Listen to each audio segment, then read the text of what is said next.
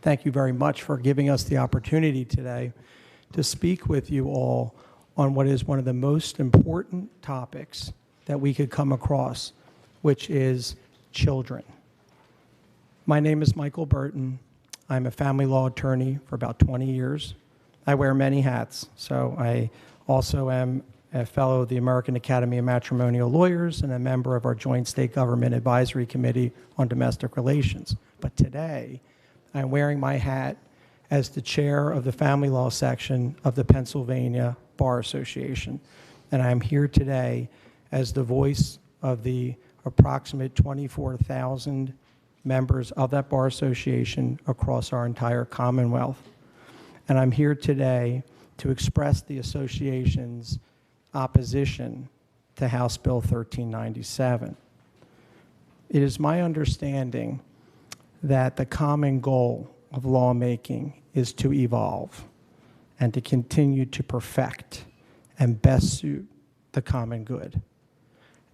In child custody laws, we have seen consistent evolution, and the evolution that we have witnessed over all the many, many, many years is to continue to perfect the focus of our singular goal, which is the best interest of the children or child in a case.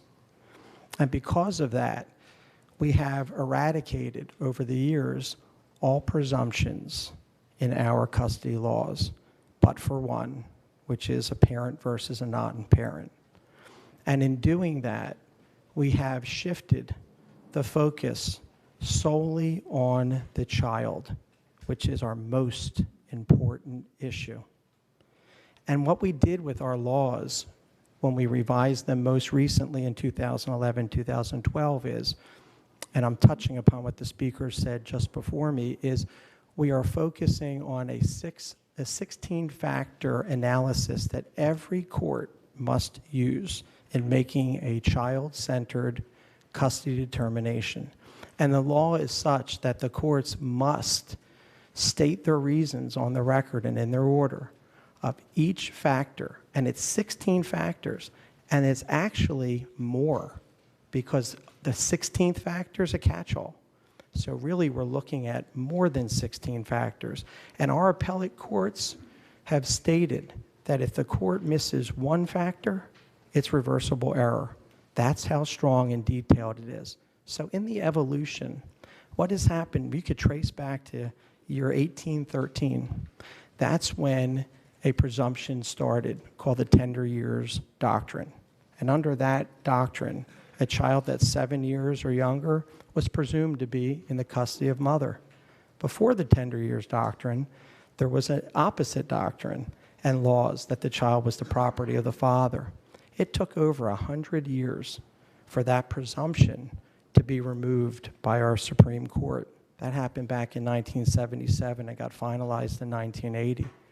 And so what happened then is we then started having our sole focus on the child. Now here's the danger about presumptions. When you have a presumption, you are now focusing on parents. And it is a very sensitive issue because everybody can empathize with a parent and what they would want and what the custody would be. But we can't lose sight of the focus, which is the child and the child's best interest. And so I just want to throw something out there. For example, and I think this bill, with a presumption of this type of equal share in custody, can invite litigation. And so in our support laws, if you have even custody time, the parent that makes more pays. And so if you have a situation where the father has primary custody and has had primary custody for, say, 5 years, 8 years, 10 years, because mother might have been an absentee mother in that family.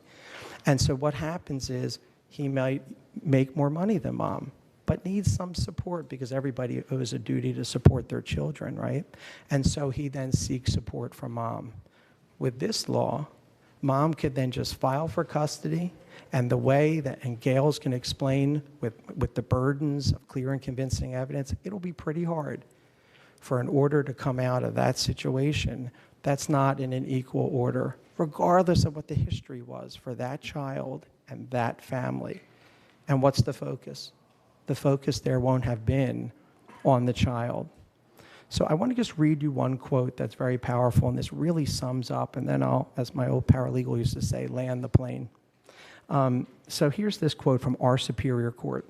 It says, "A presumption itself contributes no evidence and has no probative quality. It is sometimes said that the presumption will tip the scale when the evidence is balanced. But in truth, nothing tips the scale but evidence. And a presumption, being a legal rule or legal conclusion, is not evidence. In deciding a child custody case, one should avoid the use of a presumption, which tends to focus the analysis on the respective rights of the parties, rather than on close scrutiny of all the particular facts relevant to determine what will serve the child's best interest."